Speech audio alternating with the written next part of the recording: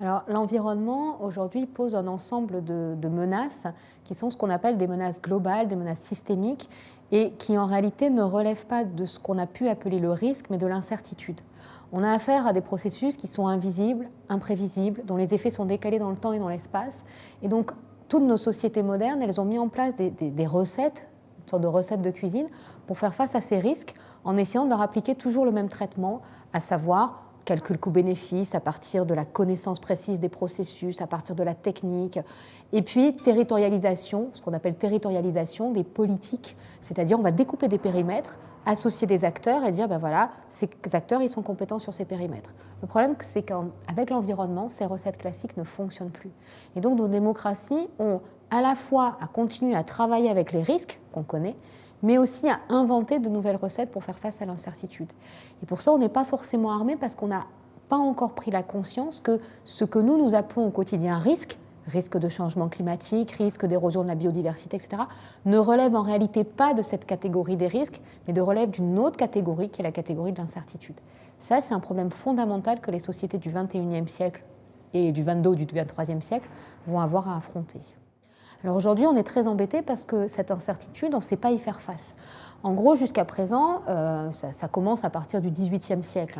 On met en place des politiques qui sont toujours les mêmes. On a des experts qui vont calculer l'incertitude, c'est-à-dire qu'ils vont réduire l'incertitude par le calcul de probabilité à des occurrences régulières statistiques. On va ensuite calculer des coûts de ces processus dommageables. On va faire des moyennes de ces coûts. Et puis on va essayer de mettre en balance les coûts et les bénéfices des mesures prises. Ça marche bien quand on est dans des processus de risque. Dans le cas des incertitudes, qu'on retrouve d'ailleurs pas forcément qu'en environnement, on en retrouve aussi en économie par exemple, ça ne marche plus.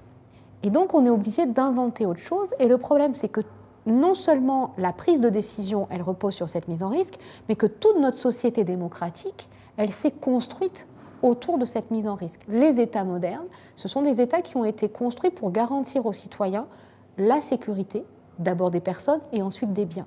On a une sorte de contrat social avec l'État qui doit, entre guillemets, nous protéger. Et donc, on a des fondements des démocraties principiels, essentiels, qui sont mis à mal par cette nouvelle donne. Et ça, aujourd'hui, c'est un véritable enjeu parce que la démocratie risque de se perdre face à son incapacité à répondre à un problème qui, en réalité, est mal posé. Nous cherchons aujourd'hui à répondre à des risques alors que nous avons affaire à ce qu'on appelle des incertitudes radicales qui ne sont pas des risques, qui ne sont pas rentrables, enfin je ne sais pas le mot, il faudrait qu'on ne peut pas rentrer de force dans les cadres préétablis. Et donc le traitement qu'on applique est d'emblée voué à l'échec. Et le problème, c'est que ça remet vraiment en question les fondements démocratiques et que ça nous fait glisser vers des choses qui ne sont pas très, très positives ou très désirables. Parce que d'un côté, on nous propose la dictature des experts, mais c'est une dictature.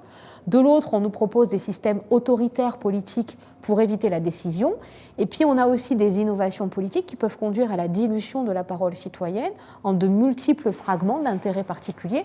Et donc, toute la difficulté, c'est de construire un collectif sur des bases qui soient moralement, éthiquement acceptables et donc démocratiques. Parce qu'on a malheureusement ou heureusement pas trouvé mieux pour résoudre un certain nombre de questions.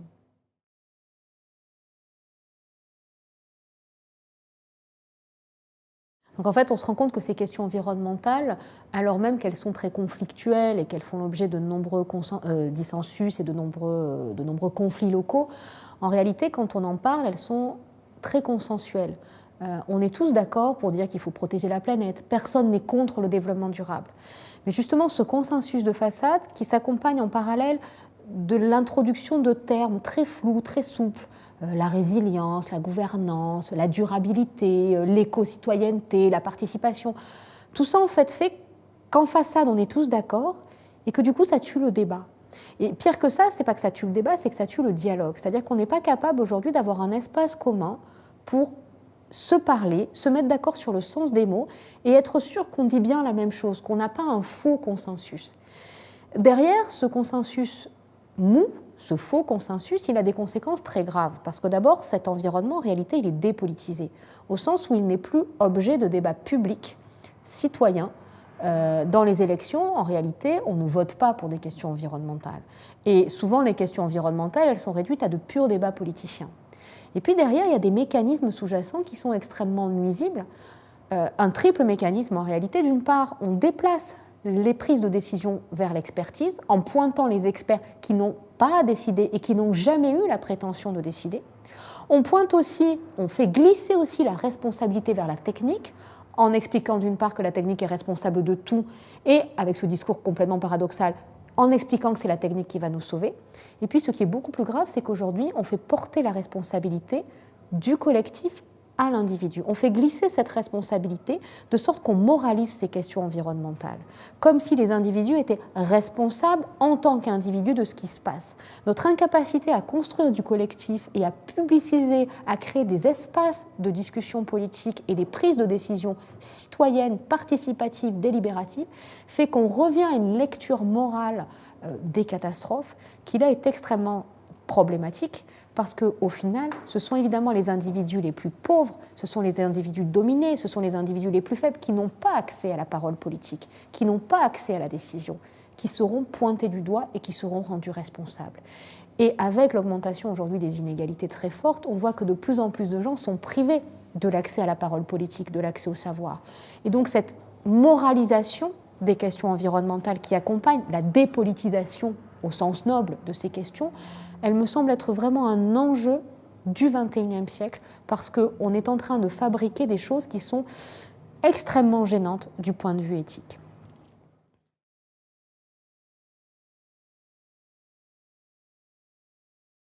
Alors on a un double enjeu ici, un double défi. Le premier d'abord c'est l'éducation. Alors j'aime pas ce terme d'éducation parce qu'on a l'impression que les gens sont des enfants qu'il faut éduquer, mais c'est de permettre à chacun d'avoir accès à la prise de décision, et pour pouvoir décider, il faut être un citoyen éclairé. Ce qui suppose d'abord une culture scientifique qui est d'autant plus compliquée à acquérir que les problèmes sont extrêmement complexes. Il ne s'agit pas de faire du café du commerce, il faut qu'on ait des opinions informées, éclairées, et donc qu'on soit capable de mettre en place les conditions d'acquisition d'un esprit critique. Ça commence à l'école, mais ça va jusqu'à très très tard. C'est aussi de mettre en scène les conditions de la transparence. Qui dit quoi ?